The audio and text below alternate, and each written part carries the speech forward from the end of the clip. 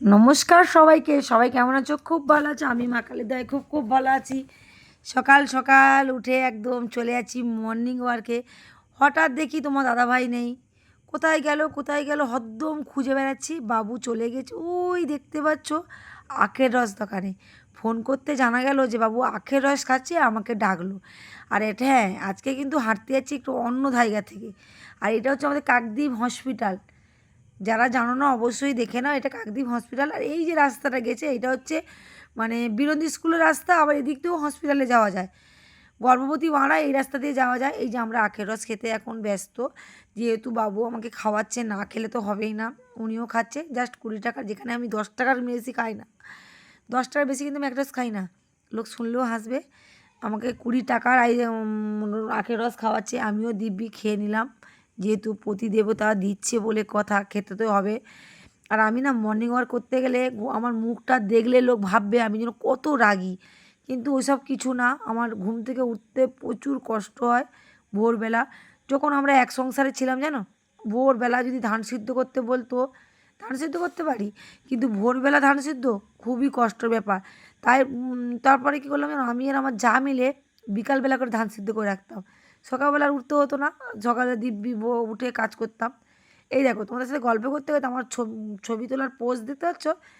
অন্য ধার থেকে আজকে যাচ্ছি, যেহেতু স্টেডিয়ামে যাবো না আজকে, অন্য রাস্তায় হাঁটতে বেরিয়েছি। আর গাছে আমগুলো দেখে মনে হচ্ছে পেড়ে নিয়ে খাবাস করে নিয়ে ঘরে চলে যাই। গিয়ে একদম নুন লঙ্কা দিয়ে মাখিয়ে যা খেতাম না, সেই সব না ইয়ংবেলা হয়ে গেছে। এখন বয়স টয়স হয়ে যাচ্ছে, আর ভালো লাগে না। আর কি করব বলো, এখন আর টক টক খেতে ইচ্ছা একদমই করে না। আর আমাদের রাস্তাটা দেখো ভাই, আর কি বলবো, দেখো কাদের ওখানে কীরকম রাস্তা, দেখো ব্যাঙ মুদলে মনে হয় ডুবে যায় এরকম ব্যাপার, বাদিয়ে রাখার মতো রাস্তাটা। কি আর করবো, দেখো জুতো হাতে করে নিয়ে প্যান্টটা গুটিয়ে নিয়ে যাচ্ছি আপন মনে। এই রাস্তা দিয়ে না আমার মেয়ে প্রত্যেক দিন পড়তে যায়, রাত্রেবেলা সাপ টাপ থাকে, মেয়ে একদমই যেতে চায় না। ওই আমি আনতে যাই, নাহলে ও দাদা আনতে যায়। এই দেখো কিছু গো, এই যে মিষ্টিরা খাবে আলুর তরকারি আর সুজি হচ্ছে। আর কি হচ্ছে? লুচি।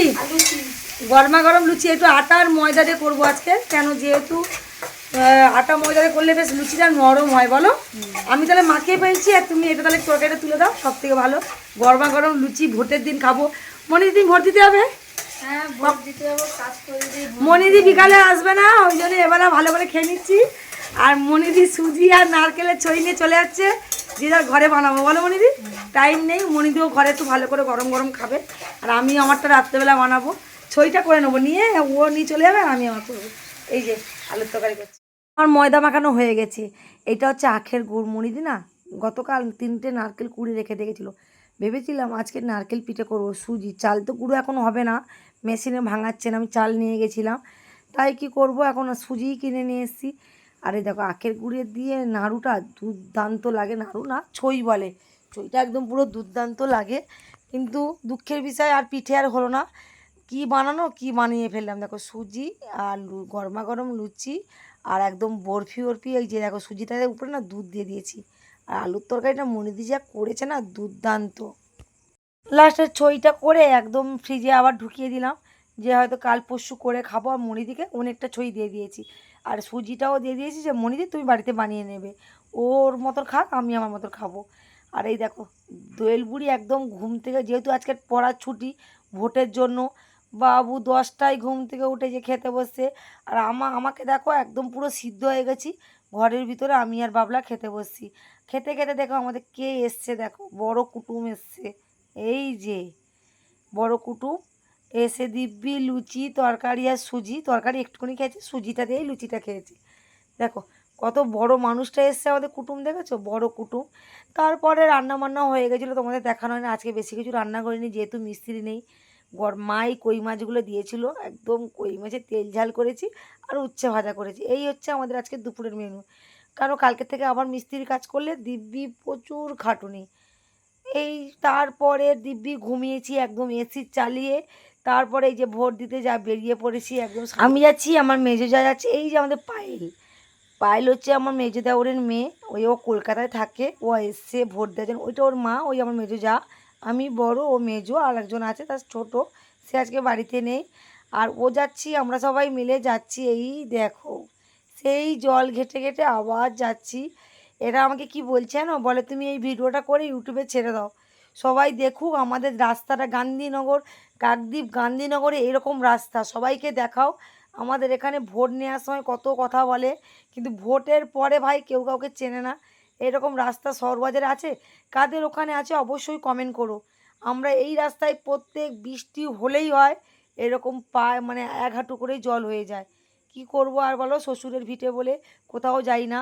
আর এটা বীরন্দি স্কুলের মাঠ, তার অবস্থা দেখো, জলে জলে একদম পরিপূর্ণ। আর এই স্কুলটাও আমি ছোটোবেলা থেকে পড়েছি, 5 থেকে পড়েছি। আমরা যাচ্ছি আর এই স্কুলটা না দেখলেই ছোটোবেলার কথা মনে পড়ে। 24টা বছর আগে এই স্কুলটায় কত না উৎপাত করতাম। আর এই যে মাঠটা দেখতে পাচ্ছি, এই মাঠে তোমার দাদাভাইরা ফুটবল খেলতে আসতো, আর আমরা এই স্কুলে কিন্তু পড়তাম।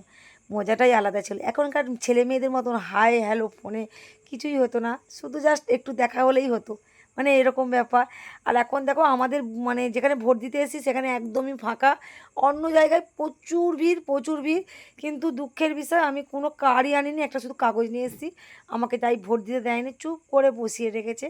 আমি ফোন করতে ওই তোমার দাদাভাই আসছে, আমার আধার কার্ডটা নিয়ে আসছে, নিয়ে আসতে আমি ভোট টোট দিয়ে একদম টানা বাড়ি যাচ্ছি। আর তোমাদের এই ভিডিওটা কেমন লাগলো অবশ্যই কমেন্ট করো, কে কোথা থেকে দেখছো সেটাও অবশ্যই বলো। আর প্লিজ লাইক করো আর একটু শেয়ার করে দিও। এখন মা মাছ দিয়েছে, গরম গরম ভাত খাবো, মাছের ঝোল ভাত। কী মাছ তোমরা অবশ্যই দেখে নাও, কই মাছ।